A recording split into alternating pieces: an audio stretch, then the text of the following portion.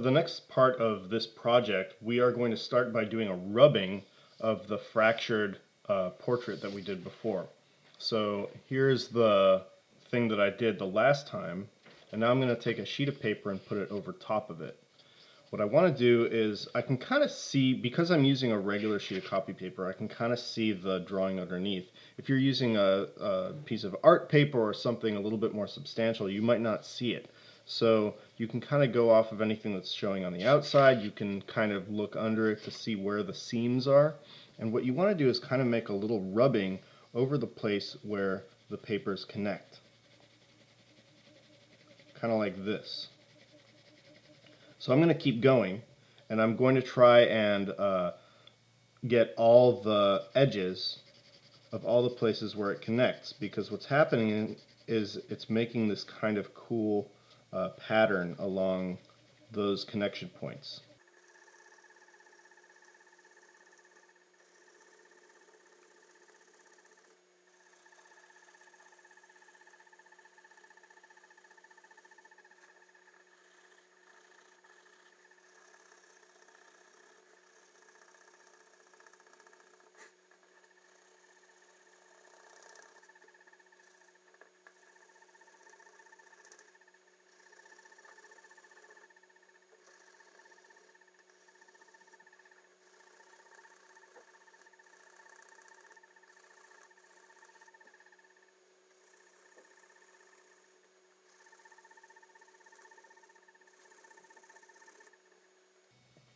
As I work, I want to kind of show you a few cool things that are happening. I'm going to bring the camera a little bit closer to the table here so that you can really see.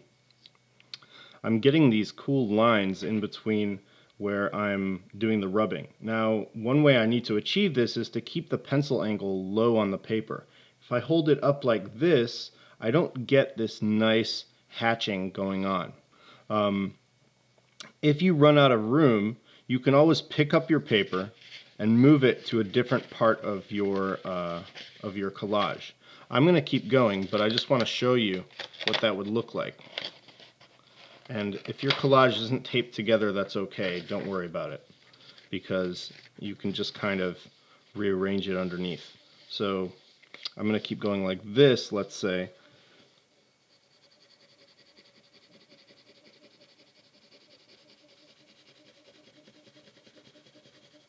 And get that interesting edge there.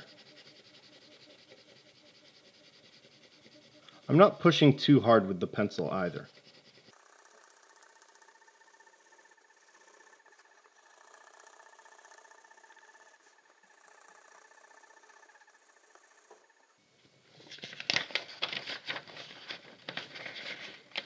Stuck to the tape.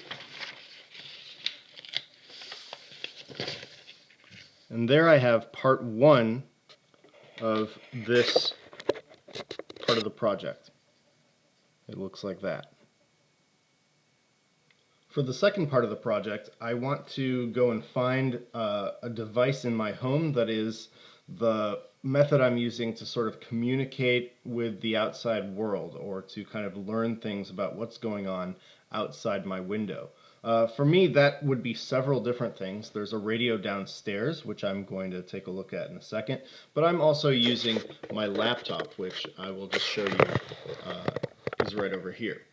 And what I'm going to do is kind of set myself up in front of that laptop, and I am going to draw the laptop into my drawing here.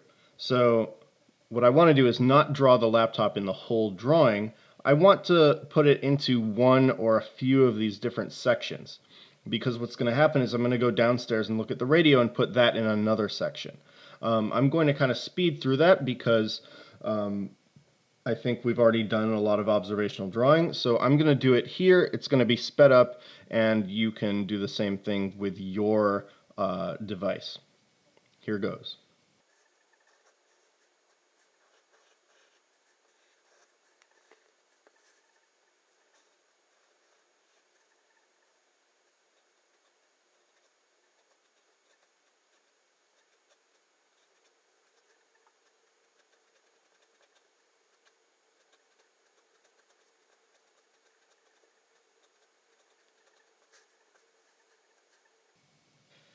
I'm taking time to skip over this part because I kind of want to let that just be its own thing.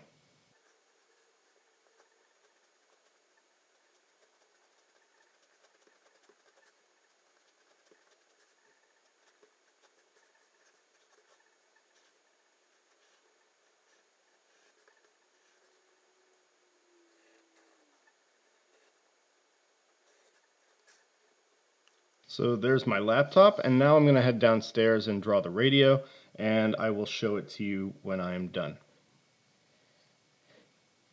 So here's the radio that I've been looking at while I'm working. And this is the other device that I'm kind of using to communicate with the outside world or get reports of what's going on. As you can see, I'm not watching a lot of TV, but this is how I'm kind of keeping up to date with what's going on. Now, since I did my laptop in this little part of the drawing here, I need to put my radio in the whole rest of the drawing. So I'm going to do that right now, and I'm going to do it quickly for you.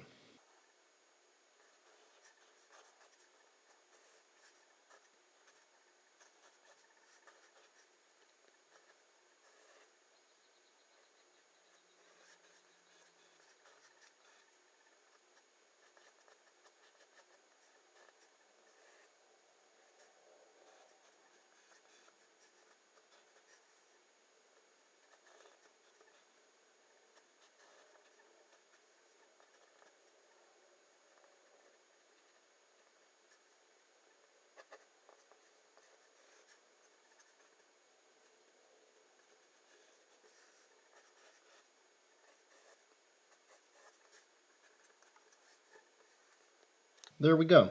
No shading needed, just a line drawing.